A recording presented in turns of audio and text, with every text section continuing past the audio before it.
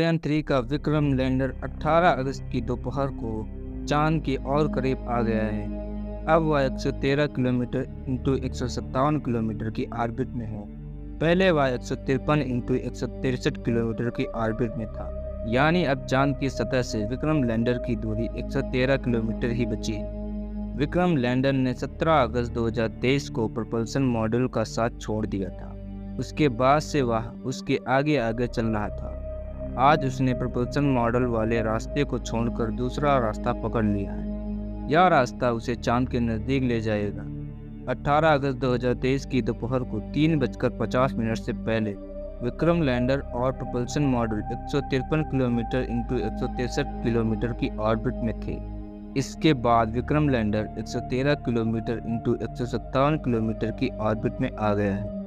अब इसकी दूरी चांद की सतह से मात्र 113 किलोमीटर बची है। यानी विक्रम अब 113 किलोमीटर वाले पेरिलियन और 157 किलोमीटर वाले एपोलियन में है। पेरिलियन यानी चांद की सतह से कम दूरी, एपोलियन यानी चांद की सतह से ज़्यादा दूरी।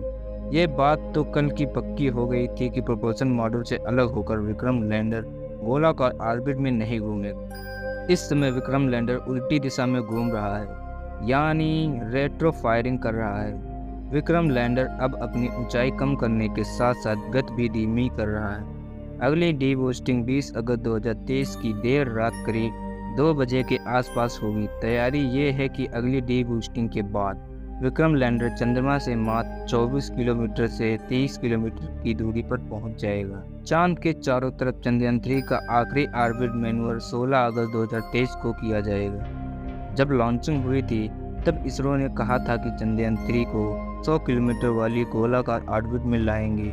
उसके बाद propulsion और विक्रम लैंडर मॉड्यूल अलग होंगे, लेकिन इस बार ऐसा नहीं हुआ है। 2019 में भी चंद्रयान-2 को 100 किलोमीटर की गोलाकार ऑर्बिट में डालने की बात हुई थी, लेकिन तय प्लान के हिसाब से सारे काम नहीं होते।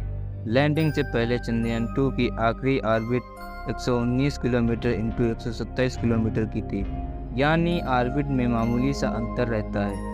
इस अंतर से किसी तरह की परेशानी नहीं होती। एक बार जब विक्रम लैंडर को 30 किलोमीटर की ऑर्बिट मिल जाएगी, तब शुरू होगा इसरो के लिए सबसे बड़ा कठिन चरण, यानी कि सॉफ्ट लैंडिंग। चंद्रमा के एकदम नज़दीक 30 किलोमीटर की दूरी पर आने के बाद विक्रम की गति को कम करना, उसके लिए सही जगह खोजना, सही गति से लैंडिंग कराना, वह भी 4.25 लाख किलोमीटर दूर से।